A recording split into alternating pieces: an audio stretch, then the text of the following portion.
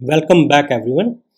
हमने entity relation model को relation model में कन्वर्ट करके देखा था कि हमारे कितने रिलेशंस बनते हैं एंड हमारे पास में कितनी टेबल्स होंगी मिनिमम।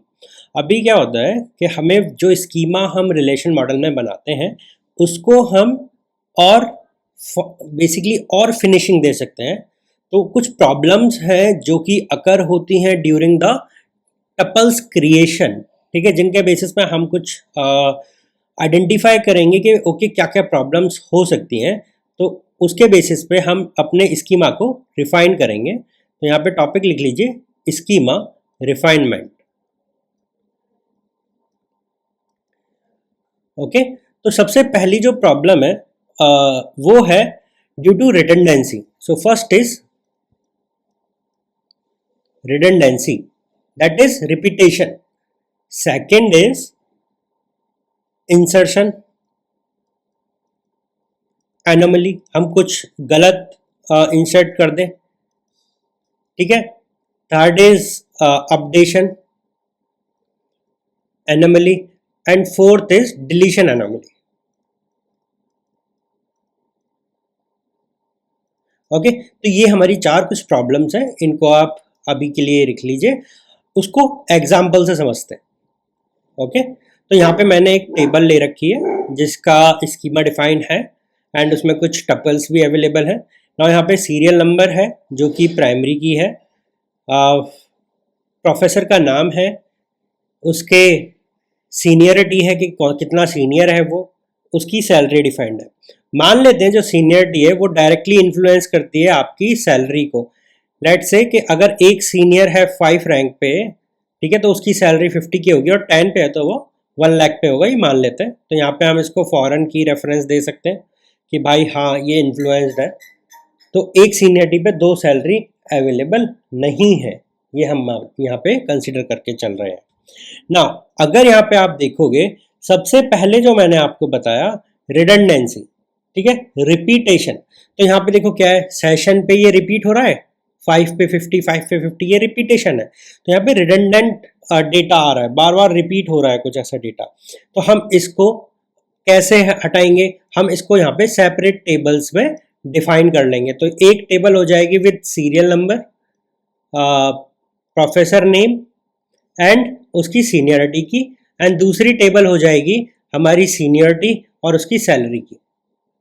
एंड यहाँ पे जो सीनियरिटी है वो यहाँ पे फॉरेन की का काम कर रही होगी, ठीक है। तो ये हमने एक रिडंडेंसी को रिमूव किया। यहाँ पे रिपीटेशन डेटा क्यों रखना मुझे, रिपीट डेटा अपने पास में, तो उसको मैं हटा सकता हूँ, ठीक है। इंसर्शन में क्या होता है कि अगर मैं यहाँ पे सैलरी इंक्रीज करना चाहूँ, ओके, या मैं बोलूँ कि मेरे पास में एक एंट्री है 6th, उस पे एफ बंदा आया, उसकी सीनियरिटी 10 है बट उसके पास में 1.25 लाख की आप सैलरी दो, बट मैं नहीं कर पाऊंगा बिकॉज मेरा रूल कहता है कि एक सीनियरिटी लेवल पे एक ही सैलरी हो सकती है, ठीक है। तो ये नहीं हो पाएगा। सेम अगर मैं इसको नल से नल भरूं, यहाँ पे नल भर दूं, एक 15 को 2 लाख डालने की कोशिश करूं, तो मैं ये भी नहीं कर पाऊंगा बिकॉज उसकी प्राइमरी की नहीं है मेरे पास में अवेलेबल। तो इसी वजह से मैं किसी की अपडेट भी नहीं कर सकता। मैं कहूँ कि एक ही 10 के अपडेट कर दो, मैं वो भी नहीं कर पाऊंगा, ठीक है। तो ये कुछ प्रॉब्लम्स हैं अपडेशन के साथ, इंसर्शन के साथ, डिलीशन के साथ। इन्हीं को सॉल्व करने के लिए हमने 2 टेबल्स डिवाइड करनी। तो अभी के लिए हम देखते हैं टेबल को डिवाइड करके, ठीक है। तो पहली मेरी टेबल बनी थी कौन सी, प्रोफेसर की, जहाँ पे मेरे पास में था सीरियल नंबर जो कि प्राइमरी की है, ठीक है। उसके बाद में नेम एंड सीनियरिटी। इसमें 1 2 3 4 5 and A B C D E and seniority is 5 5 5 10 and 10। Okay, ये मेरी सीनियरिटी थी। दूसरा है मेरा प्रोफेसर, सैलरी और सीनियरिटी, ठीक है। मैं कुछ भी यहाँ पे दोनों टेबल का नाम दे रहा हूँ, मैं अभी के लिए दे सकता हूँ। तो यहाँ पे सीनियरिटी जो मेरी प्राइमरी की है एंड सैलरी, ओके। तो यहाँ पे 5 10 एंड इसके लिए 50 के एंड इसके लिए 1 लाख मैंने ये डिफाइन कर रखा है। अब देखो ये क्या करता है, अगर मुझे यहाँ पे एक नई एंट्री इंसर्ट करनी है, तो मैं यहाँ पे 15th बना सकता हूँ कि ओके 1.5 लाख, 20th बना सकता हूँ 2 लाख। ओके, ये मैं नया एंट्री इजीली क्रिएट कर पाऊंगा इसमें। तो इजी क्रिएशन हो गया, तो यहाँ पे मेरा इंसर्शन इजी हो जाएगा। ओके, दूसरा है डिलीशन। तो मैं यहाँ पे एक एंट्री और बना लेते हैं अभी के लिए, 6th F10 कर दिया मैंने, या फिर मैं 6, 10, 15 कर दूं, ये भी मेरा इजी इंसर्ट हो जाएगा। अगर मैं 4th को डिलीट करना चाहूं, मैं इजीली इसको डिलीट कर दूंगा, 10 को भी मैं इजीली डिलीट कर दूंगा। मैं कुछ डेटा लूज नहीं कर रहा, मेरे पास पता है अगर 10 पे क्या सैलरी थी, बट अगर मैं पहले 10 में इन दोनों को डिलीट कर देता तो मुझे पता नहीं रहता 10 सीनियरिटी पे क्या सैलरी मिलती थी। ठीक है, तो ये प्रॉब्लम भी यहाँ पे खत्म होगी, बिकॉज अब मेरे पास में सीनियरिटी एंड उसके सैलरी का डेटा अवेलेबल है। एंड यहाँ पे जो सीनियरिटी है, ठीक है, वो प्राइमरी की है एंड इसके लिए वो फॉरेन की का काम कर रही है। ओके, यहाँ पे देखो हमने फॉरेन की में पढ़ा है कि वो दूसरे प्राइमरी या पेरेंट टेबल की प्राइमरी की होगी, एंड इस वाली टेबल में वो नल भी हो सकती है एंड रिपीट भी हो सकती है। ठीक है, तो यहाँ पे देखो 5 रिपीट हो रहा है। आगे चल के कोई ऐसा प्रोफेसर आ सकता है जिसकी कोई सीनियरिटी डिफाइंड ना हो। ठीक है, तो वो भी हम इजिली कर सकते हैं।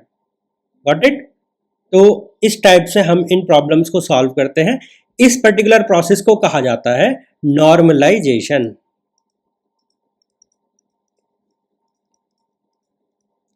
नॉर्मलाइजेशन ये काफी इंपॉर्टेंट टॉपिक है।